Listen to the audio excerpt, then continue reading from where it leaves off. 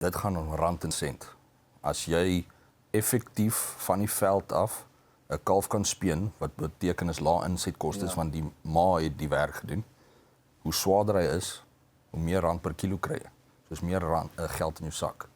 En dis hoekom ons byvoorbeeld fokus op die basterkrag, want jy kry tussen 10 en 15 kilogram per kalf wat jy swaarder kan kry, en dis Ons geld in die bank. verskriklik baie op deesdae.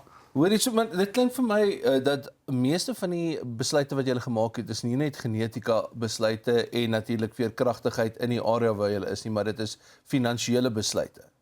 Dit het alsnog maar loop hand in hand. As jou genetika beter is, dan presteer jou beeste beter, sodat jy beter finansiële besluite kan maak op die einde van die dag. Het gaan maar net kwaliteit, dit bly kwaliteit.